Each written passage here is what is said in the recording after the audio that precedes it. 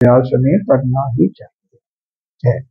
इस प्रकार से सभी का एक एक करके राक्षसों का वध हो जाता है।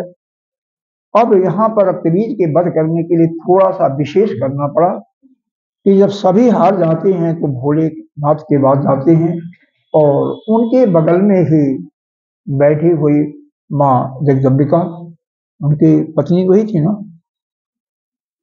दुर्गा कहो, काली कहो, पार्वती कहो, सभी एक ही हैं, गौरी कहो, उमा कहो, एक ही, अलग नहीं। उनके तरफ उन्होंने इशारा किया। आपको ध्यान होगा जब मां जगदम्बिका ने उनको शक्ति प्रदान किया तो किसकी? महाकाली। वहां पर सिद्धदात्री या कात्यायनी नहीं है, महाकाली।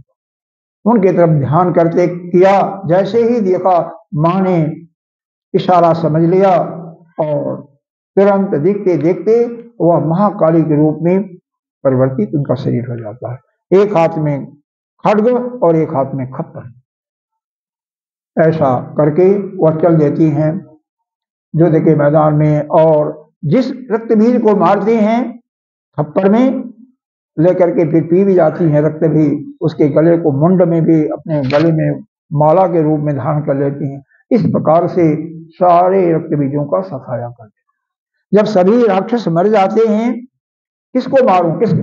क्योंकि देखो आपने देखा होगा युद्ध में भी आपस में भी कोई अगर एक को मार देता है ना तो उसके सामने जो दूसरा अपना आता है उसको भी मारने के लिए तैयार होता है, तीसरा भी। वह फिर उसका बुद्धि जो हो जाती है ये प्रकार से निस्तेज हो जाती है, उसको कुछ दिखाई नहीं देता, केवल खून ही खून दिखाई देता है। और इस दौरान होता क्या है, देवता भी कुछ मारे जाते हैं। नारद जी से कहते हैं भाई तेरी तो यह शिष्य है। पार्वती जी किसकी शिष्य थी?